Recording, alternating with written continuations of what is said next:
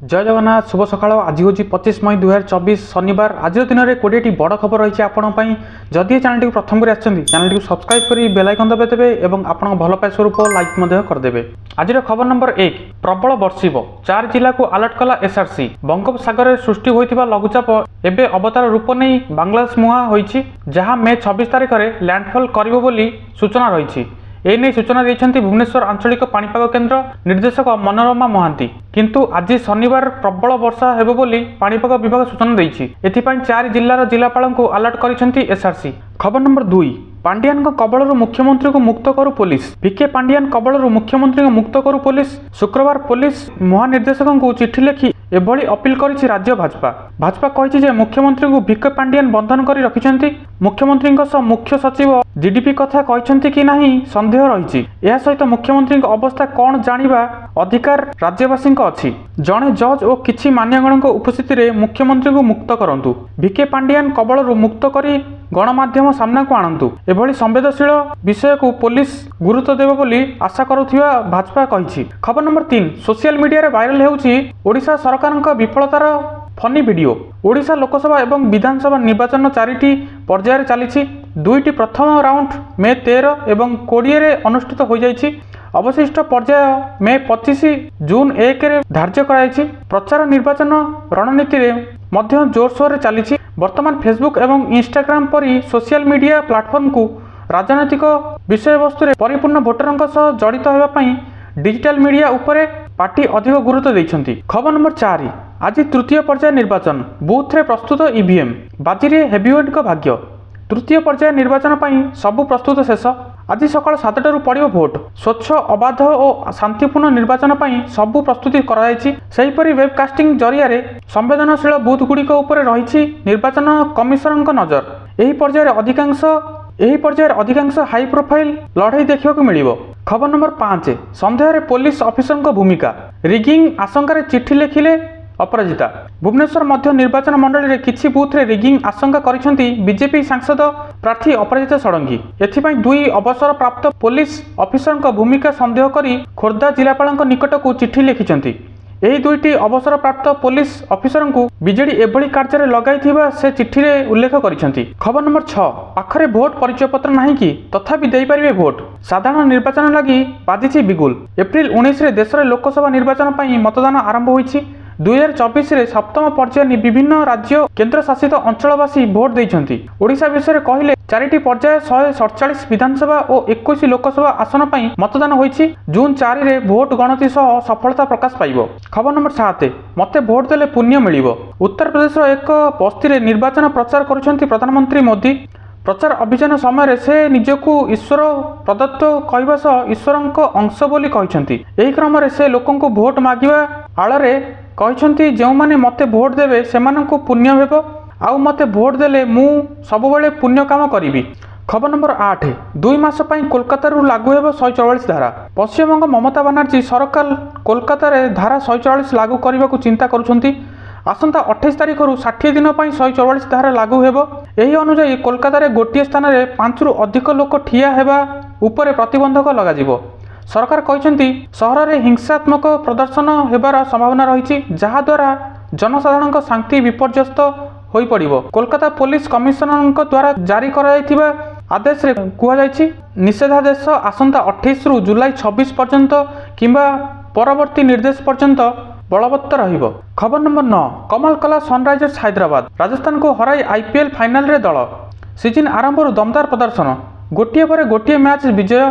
लागुला एमिति जे राजस्थान रॉयल्स एथर IPL champion हेबार केही रोकी पारिबेनी, किंतु निराश करिछि राजस्थान रॉयल्स। फाइनल पई लड़ाई करुथिबा 2 दल सनराइजर्स हैदराबाद एवं राजस्थान रॉयल्स मध्यरु बाजी मारी नेछि एसआरएच। राजस्थान को 36 रन रे हराई आईपीएल 2024 फाइनल रे प्रवेश करिछि सनराइजर्स हैदराबाद। प्रथम बैटिंग कमाल करिथिबा हैदराबाद बोलिंग रो भी चमत्कारिता प्रदर्शन करिछि, आउ राजस्थान को 36 रन रे हराई फाइनल रे प्रवेश करिछि। फाइनल रे कोलकाता नाइट राइडर्स सह सनराइजर्स हैदराबाद हेबो महालड़ई। खबर नंबर 10, निर्वाचन समय नवीन बंदी। उद्धार पई डीजीपी को चिठी लिखिले बीजेपी। नवीन बंधन रे तांको पूर्वतन व्यक्तिगत सचिव भिके पांडियान कबलरू नवीन को मुक्त करने को जीडीपी को पूर्वतन राज्य बीजेपी सभापति समीर महांती चिठी पर राजनीति रे सृष्टि होईछि कंपन। तेणु मुख्यमंत्री भी ନିଜେ ଏ ପ୍ରସଙ୍ଗରେ ମନ୍ତବ୍ୟ ରଖି ସେ ପୁରା ସୁସ୍ଥ ଥିବା କହିଛନ୍ତି। ତେବେ ପୂର୍ବରୁ ନବୀନଙ୍କ ସ୍ୱାସ୍ଥ୍ୟ ନେଇ ବିଜେପି କେନ୍ଦ୍ରୀୟ ନେତାଙ୍କ ନିଶାନ ଆଉ ଆଜି ରାଜ୍ୟରେ ବିଜେପିର ଚିଠି ନିର୍ବାଚନ ସମୟରେ ପ୍ରସଙ୍ଗକୁ ବେଶ୍ ରୋଚକ କରିଛି। ଖବର ନମ୍ବର 11 କଟକ ଜିଲ୍ଲାରେ 6 ନିର୍ବାଚନ ମଣ୍ଡଳୀର ମତଦାନ ପାଇଁ ବୁଥ୍ ପ୍ରସ୍ତୁତ, ଭୋଟରଙ୍କ ଆଗମନକୁ ଅପେକ୍ଷା। ଏକକାଳୀନ ସାଧାରଣ ନିର୍ବାଚନରେ ଷଷ୍ଠ ପର୍ଯ୍ୟାୟ କଟକ ଜିଲ୍ଲାର 6ଟି ନିର୍ବାଚନ ମଣ୍ଡଳୀରେ ମେ 25 ତାରିଖ ଶନିବାର ମତଦାନ ଅନୁଷ୍ଠିତ ହେବ। ଜିଲ୍ଲାର ବଡମ୍ବା, ବାଙ୍କୀ, ଆଠଗଡ଼, କଟକ ଚୌଦ୍ୱାର, କଟକ ବାରବାଟୀ ଓ କଟକ ସଦର ନିର୍ବାଚନ ମଣ୍ଡଳୀରେ ବିଭିନ୍ନ ବୁଥରେ ପୋଲିଂ ପାର୍ଟି ଶୁକ୍ରବାର ସନ୍ଧ୍ୟା ସୁଦ୍ଧା ପହଞ୍ଚି ସାରିଛନ୍ତି। ତେବେ କଟକ ସଦର ସବ୍ ଡିଭିଜନ ଅନ୍ତର୍ଗତ କଟକ ଚୌଦ୍ୱାର, କଟକ ବାରବାଟୀ ଓ କଟକ ସଦର ନିର୍ବାଚନ ମଣ୍ଡଳୀ ନିମନ୍ତେ ପୋଲିଂ ପାର୍ଟିମାନଙ୍କୁ ଭିଭିପାଟ୍ ଓ ଇଭିଏମ୍ ସମେତ ଭୋଟ ଗ୍ରହଣ ସଂକ୍ରାନ୍ତୀୟ ସାମଗ୍ରୀ ପ୍ରଦାନ କାର୍ଯ୍ୟ ସକାଳୁ ଆରମ୍ଭ ହୋଇଥିଲା। ଖବର ନମ୍ବର 12 ଭୋଟ ଦେବାକୁ ଚାଲିଛି ଟଙ୍କା ବଣ୍ଟା, ଭାଇରାଲ ହେଉଛି ଭିଡିଓ। ରାତି ପାଇଲେ ଭୋଟ ଦାନ, ମାତ୍ର ତା ପୂର୍ବରୁ ଏସ୍ଏଚ୍ଜି ମହିଳାଙ୍କୁ 500 ଟଙ୍କିଆ ନୋଟ୍ ଦେଇ ଭୋଟ ଦେବା ନିମନ୍ତେ ପ୍ରଲୋଭିତ କରାଯାଇଛି। କଟକ ସହରରେ ସଂଗଠିତ ଏଭଳି ଏକ ଘଟଣା ଭିଡିଓ ଭାଇରାଲ ହେବାର ଲାଗିଛି। ଉକ୍ତ ଭିଡିଓରେ ଗୋଟିଏ ଏସ୍ଏଚ୍ଜିର ସଦସ୍ୟମାନେ ଏକତ୍ରିତ ହୋଇ ବୈଠକ କରିଥିବା ଦେଖାଯାଇଛି।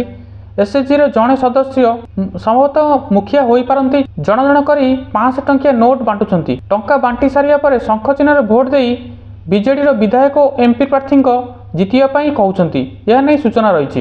ଖବର ନମ୍ବର 13 ରାତି ପାଇଲେ ନିର୍ବାଚନ, ସୁରକ୍ଷା ଦୃଷ୍ଟିରେ ସମ୍ବଲପୁରରେ 144 ଧାରା ଲାଗୁ। ଆଜି ଷଷ୍ଠ ପର୍ଯ୍ୟାୟ ମତଦାନ ଆରମ୍ଭ ହେବ। ଏଥିପାଇଁ ସବୁଠାରେ ବଡ଼ ସୁରକ୍ଷା ବ୍ୟବସ୍ଥା ଗ୍ରହଣ କରିଛି ରାଜ୍ୟ ପୋଲିସ। ଆଜି ସମ୍ବଲପୁର ସଂସଦୀୟ କ୍ଷେତ୍ରରେ ଭୋଟ ଗ୍ରହଣ କରାଯିବ। ଭୋଟ ପୂର୍ବରୁ ଏଠାରେ 144 ଧାରା ଜାରି କରାଯାଇଛି। 144 ଧାରା ଜାରି ସୂଚନା ଦେଇଛନ୍ତି ସମ୍ବଲପୁର ପୋଲିସ ମୁଖ୍ୟ। ଆଜି ମତଦାନ ଥିବାରୁ ଶାନ୍ତି ଶୃଙ୍ଖଳା ବଜାୟ ରଖିବାକୁ ପୁଲିସ ଏହି ପଦକ୍ଷେପ ଗ୍ରହଣ କରିଥିବା ନେଇ ସୂଚନା ରହିଛି। ଖବର ନମ୍ବର 14 ପୁଅ ପାଇଁ ଭୋଟ ମାଗିବାକୁ ଯାଇଥିଲେ ମହିଳାଙ୍କୁ ଦେଲେ ଧମକ, ପ୍ରତାପଙ୍କ ନାଁରେ ବଡ଼ ଅଭିଯୋଗ। ଭୋଟ ମାଗିବାକୁ ଯାଇ ମହିଳା ୱାର୍ଡ ମେମ୍ବରଙ୍କୁ ଧମକ ଦେଲେ ବିଜେଡି ବିଧାୟକ। ଏହାର ଭିଡିଓ ଏବେ ସୋସିଆଲ ମିଡିଆରେ ଭାଇରାଲ ହୋଇଛି। ଏହି ଭିଡିଓରେ ଅଶାଳୀନ ଶବ୍ଦ ବ୍ୟବହାର କରୁଥିବା ବ୍ୟକ୍ତି ପ୍ରତାପ ଜେନା ବୋଲି କୁହାଯାଇଛି। ଖବର ନମ୍ବର 15 ମେ 26ରେ ମାଟ୍ରିକ ରେଜଲ୍ଟ, ସଙ୍ଗେ ସଙ୍ଗେ ମିଳିବ ଡିଜିଟାଲ ସାର୍ଟିଫିକେଟ୍। 26ରେ ମାଟ୍ରିକ ରେଜଲ୍ଟ, 26ରେ ପ୍ରକାଶ ପାଇବ ମାଟ୍ରିକ ରେଜଲ୍ଟ। ପ୍ରେସମିଟ୍ କରି ସୂଚନା ଦେଲେ ବୋର୍ଡ ସଭାପତି। 26 ତାରିଖ ସକାଳ 10:30ରେ ରେଜଲ୍ଟ ପ୍ରକାଶ ପାଇବ। 11:30 ସୁଦ୍ଧା ୱେବସାଇଟ୍ରେ ରେଜଲ୍ଟ ମିଳିବ। ଇଣ୍ଟରନେଟ୍ ସୁବିଧା ନଥିଲେ ଏସ୍ଏମ୍ଏସ୍ରେ ରେଜଲ୍ଟ ମିଳିପାରିବ। ଅପରାହ୍ନ 4ଟା ସୁଦ୍ଧା ଡିଜିଟାଲ ସାର୍ଟିଫିକେଟ୍ ଡାଉନଲୋଡ୍ କରିପାରିବେ ବୋଲି ସୂଚନା ଦେଇଛନ୍ତି ବୋର୍ଡ ସଭାପତି। ଖବର ନମ୍ବର 16 ଇସିଆଇସିରେ ପୂରଣ ହେବ ଅନେକ ପଦବୀ, ଦରମା 2 ଲକ୍ଷ। ଭାରତ ସରକାର ଅଧୀନରେ ଥିବା ଇସିଆଇସି ଏକ ଅଗ୍ରଣୀ ସଂସ୍ଥା। ଏଥିରେ ଚାକିରି କରିବାକୁ ଅନେକ ପ୍ରାର୍ଥୀ ଇଚ୍ଛା କରିଥାନ୍ତି। ଆପଣ ଯଦି ଏହି ସଂସ୍ଥାରେ ଚାକିରି କରିବାକୁ ଚାହାନ୍ତି ତେବେ ଆପଣଙ୍କ ପାଇଁ ଖୁସି ଖବର। ଇଏସ୍ଆଇସି ଏନେଇ ଏକ ନିଯୁକ୍ତି ବିଜ୍ଞାପନ ପ୍ରକାଶ କରିଛି। ଏହି ନିଯୁକ୍ତି ମାଧ୍ୟମରେ ଇଏସ୍ଆଇସିରେ ପ୍ରଫେସର ସୁପର ସ୍ପେଶାଲିଷ୍ଟ ସିନିୟର ରେସିଷ୍ଟେଣ୍ଟ ପଦବୀ ପୂରଣ ହେବ। ୱାକ୍-ଇନ୍ ଇଣ୍ଟରଭ୍ୟୁ ମାଧ୍ୟମରେ ଏହି ନିଯୁକ୍ତି କରାଯିବ। ଏନେଇ ଉଭୟ ମହିଳା ଓ ପୁରୁଷ ସାକ୍ଷାତକାର କରିପାରିବେ। ପିଜି ଡିପ୍ଲୋମା ପାସ୍ କରିଥିବା ପ୍ରାର୍ଥୀ ଏହି ସୁଯୋଗ ନେଇପାରିବେ। ଯୋଗ୍ୟ ଆଗ୍ରହୀ ପ୍ରାର୍ଥୀମାନେ ଇଏସ୍ଆଇସି ଅଫିସିଆଲ ୱେବସାଇଟ୍ esic.gov.in କୁ ଯାଇ ଯାଞ୍ଚ କରିପାରିବେ। ଖବର ନମ୍ବର 17 ଗୁଗଲ ପେରେ ୟୁଜର୍ସଙ୍କ ପାଇଁ ଖୁସି ଖବର, ଆକାଉଣ୍ଟରୁ କଟିବନି ଟଙ୍କା ଆଉ କରିପାରିବେ ପେମେଣ୍ଟ। ଆପଣ ଗୁଗଲ ପେ ବ୍ୟବହାର କରୁଛନ୍ତି କି? ଯଦି ଆପଣ ଗୁଗଲ ପେ ବ୍ୟବହାରକାରୀ ତେବେ ଆପଣଙ୍କ ପାଇଁ ଖୁସି ଖବର। ଏଣିକି ଆପଣ ଆକାଉଣ୍ଟରୁ ଟଙ୍କା ନ କଟି ଆଉ ଆପଣ ଗୁଗଲ ପେ ପେମେଣ୍ଟ କରିପାରିବେ। ୟୁଜର୍ସଙ୍କ ପାଇଁ ଏମିତି ନୂଆ ଦମଦାର ଫିଚର ଆଣିଛି ଗୁଗଲ ପେ। ତେବେ ଏହି ଫିଚର ନାଁ ରଖାଯାଇଛି ବାଏ ନାଓ ପେ ଲେଟର, ଯେଉଁଥିରେ ୟୁଜର୍ସ ନିଜ ବ୍ୟାଙ୍କ ଆକାଉଣ୍ଟରୁ ଟଙ୍କା ନ କଟି ଗୁଗଲ ପେରେ ପେମେଣ୍ଟ କରିପାରିବେ।